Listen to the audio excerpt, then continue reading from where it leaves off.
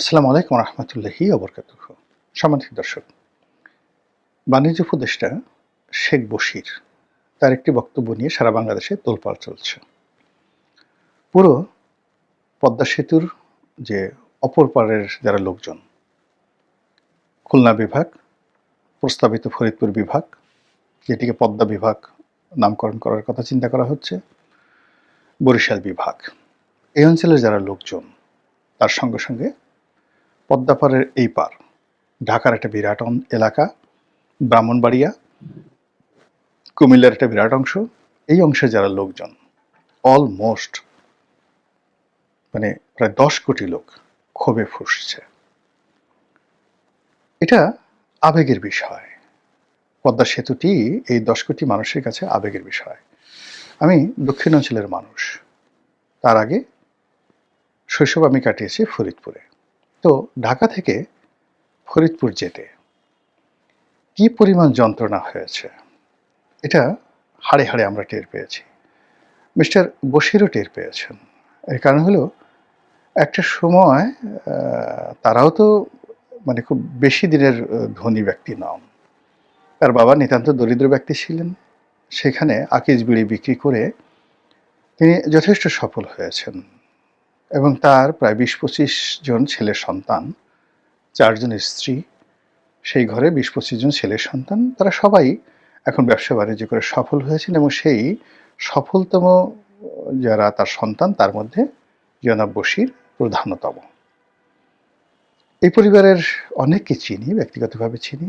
তারা বিনয়ী, তারা প্রফেশনাল, যাকে বলা হয় দক্ষ এবং অনেকটা নিরহংকার প্রকৃতির। কারো কারো শিক্ষা আছে, কারো কারো শিক্ষা নেই, কিন্তু মোরাললেস তাদের মধ্যে কিন্তু এই 20 জন ভাই বোন এরকম মারাত্মক কোনো বিরোধ নেই। সম্পত্তি নিয়ে যেটা হয়, সব পরিবারে যে বিরোধ থাকে, আকিজ গ্রুপও সেই বিরোধ আছে, কিন্তু তারপরে তাদের মধ্যে মুখ দেখা দেখি বন্ধ বা মামলা মোকদ্দমার মতো পরিস্থিতি তৈরি হয়নি। শেখ বশিরদের যে পরিবার বা এই আকিজ পরিবার, তারা ব্যবসা বাণিজ্য করার সঙ্গে সঙ্গে আবার রাজনীতির সঙ্গেও মোরালেস পরোক্ষভাবে প্রত্যক্ষভাবে জড়িত। তার এক ভাই আওয়ামী লীগের এমপি ছিলেন, যশোরের যে বেনাপোল এলাকা, শার্শা এলাকা, এই এলাকা থেকে।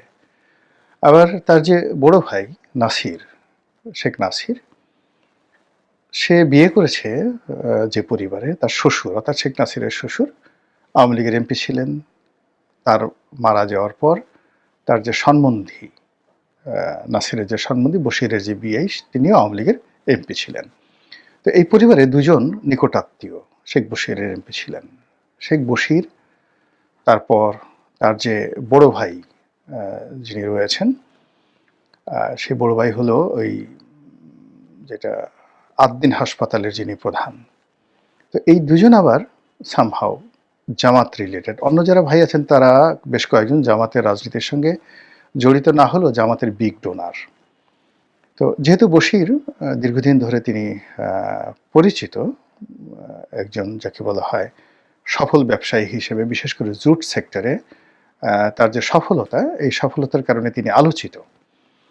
তো এই কারণে তার যে জামাতের সাথে সম্পৃক্ততা, এটা মোটামুটি ওপেন সিক্রেট, সবাই জানে। আর তার যে বড় ভাই যে আছে,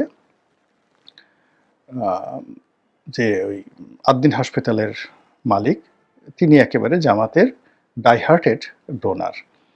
এবং ওই যে আদ্দিন হাসপাতালের যে একটা মসজিদ আছে, সেই মসজিদেই মূলত ওই রশ্মিকা মান্দানার যাকে নিয়ে কথা হয়, আমির হামজা, সেই আমির হামজা ইমামতি করেন এবং আমির হামজা ওখান থেকে বোধহয় 5 লাখ টাকা মাসে মাসোহারা পান ওই আদ্দিন হাসপাতালের মালিকের কাছ থেকে, এবং এটা তিনি প্রকাশ্যে বলেছেন।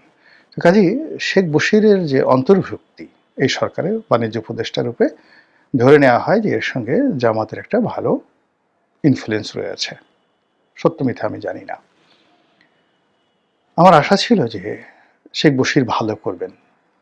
এর কারণ হলো যে সাধারণত তার অর্থের অভাব নেই। কেন তিনি রাষ্ট্রীয় ক্ষমতা ভোগ করে এই কাজগুলো করবেন? 2 নম্বর হলো যে তিনি সফলতম মানুষ, কাজে তিনি বাণিজ্য মন্ত্রণালয় চালাতে সফলতা দেখাবেন। আর ব্যক্তিগতভাবে যতটুকুই তাকে দেখেছি, একদিনই তার সঙ্গে আমার কথাবার্তা হয়েছে। টেলিফোনে একদিন, আর ফেস টু ফেসে একদিন, অনেক আগে, ৪-৫ বছর আগে। তো আমার কাছে মনে হয়েছে he is loyal, he is educated, তারপর প্রফেশনাল এবং ভিশনারি। তো কাজেই তাকে নিয়ে আমার একটা গগনচুম্বী আকাঙ্ক্ষা ছিল। কিন্তু গত কয়েক মাসে তার অনেকগুলো সিদ্ধান্তের কারণে বাংলাদেশের অনেক ক্ষতি হয়ে গেছে, মারাত্মক ক্ষতি হয়ে গেছে। সেই ক্ষতিগুলোর মধ্যে হয়তো তিনি স্বীকার করবেন না, কিন্তু আমরা বাইরে থেকে বুঝি। আমি ওইগুলো নিয়ে নাড়াচাড়া করতে চাই না। দ্বিতীয় যে বিষয়গুলো রয়েছে সেটি হলো যে তার কনফ্লিক্ট অফ ইন্টারেস্ট। এই কনফ্লিক্ট অফ ইন্টারেস্ট আমাকে খুব আশ্চর্য করেছে। অর্থাৎ তিনি বিমানের সেই বোর্ড চেয়ারম্যান হবেন, তারপরে আবার নিজে একটা এভিয়েশন কোম্পানি করবেন। এই জিনিসগুলো আমার কাছে মনে হয়েছে যে এটা তার দরকার ছিল না। তিনি এভিয়েশন ব্যবসা করতেই পারেন, সেটা পরে করতে পারতেন। এই সময় তার দরকার ছিল না। এই সময় তার লাইসেন্স নেওয়ার কোনো দরকার ছিল না। তারপর তিনি বেশ কিছু কথাবার্তা বলার চেষ্টা করছেন, ওভার স্মার্ট হওয়ার চেষ্টা করছেন। অনেক রিয়ালিটি তিনি তুলে ধরার চেষ্টা করেছেন the commercial point of view থেকে, যেটা আমার কাছে মনে হয়েছে তার এই জিনিসগুলোতে না জড়ালে তিনি পারতেন। এবং তারই ধারাবাহিকতায় সম্প্রতি তিনি পদ্মা সেতু নিয়ে যে কথা বলছেন, এই কথায় তার নিজের অঞ্চল যশোর, খুলনা, বরিশাল, পটুয়াখালী এই অঞ্চল দিয়ে তাকে যাতায়াত করতে হবে। আর তার এই ক্ষমতা তো থাকবে না, এবং তিনি লাঞ্ছিত হবেন, অপমানিত হবেন সাধারণ জনগণ দ্বারা। এ লিখে রাখেন, একেবারে বাংলা লিখে রাখেন, এবং তাকে এই দুর্ভোগ দুর্দশা পোহাতেই হবে।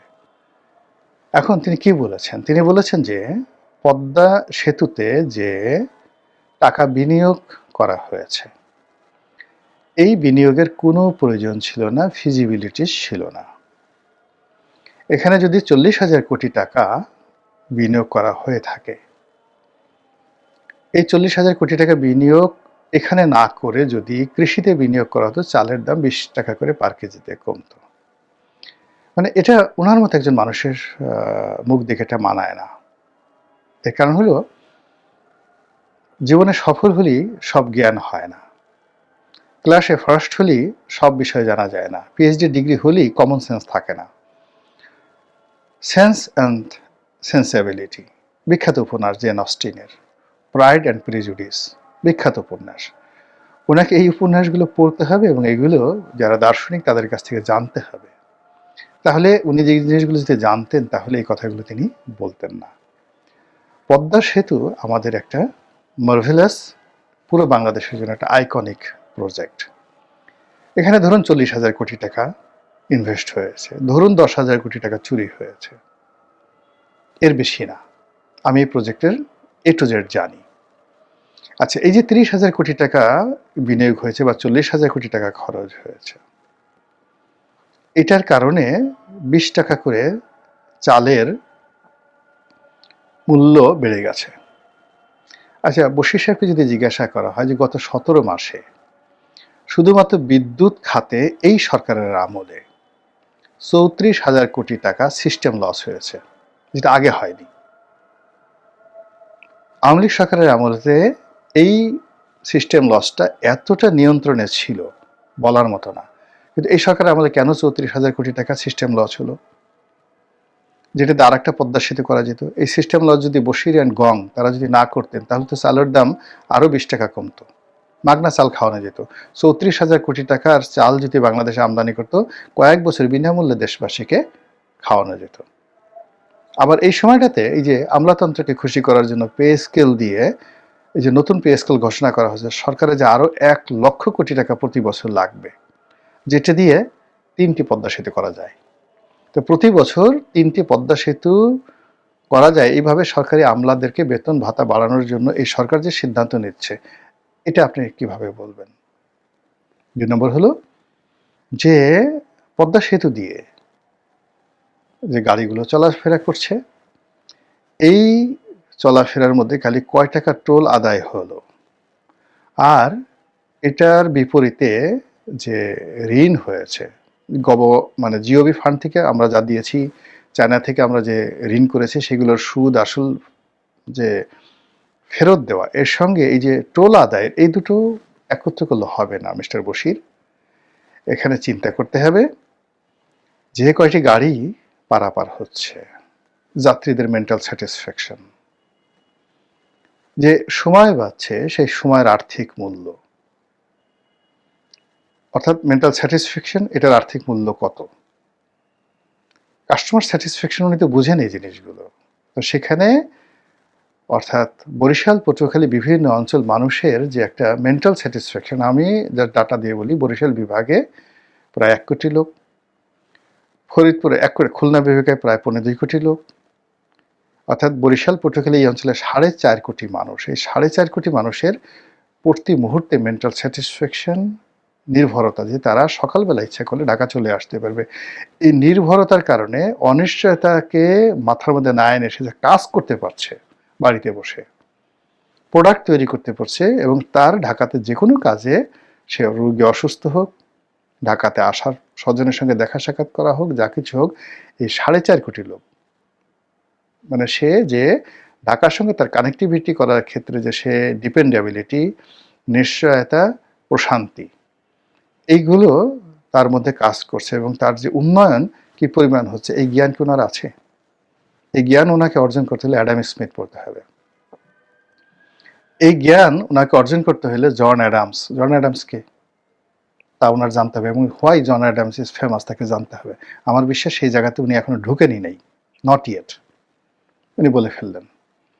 এরপর প্রতিদিন এই যে যাত্রী পারাপার হচ্ছে, যখনই পদ্মা সেতুর উপর দেশে যাচ্ছে, তার যে মেন্টাল স্যাটিসফ্যাকশন, এটার আর্থিক মূল্য কি, এই জিনিসগুলোতে যদি তাকে জানতে হয়, তাহলে তাকে আইসেন শপেনহাওয়ারের বই পড়তে হবে। উনি জানেন যে শপেনহাওয়ার কে, এর সাথে পদ্মা সেতু কি সম্পর্কটা কি। এত অল্প জ্ঞান নিয়ে বড় কথা বলা যায় না, বড় কথা বলতে হলে আরো অনেক জ্ঞান জানার দরকার হয়। পদ্মা সেতুর সঙ্গে অন্তত পক্ষে, মানে এই যে 40,000 কোটি টাকা, 40,000 কোটি টাকা যেদিন উদ্বোধন হয়েছে সেই দিনই উঠে গেছে, সেই দিনই উঠে গেছে।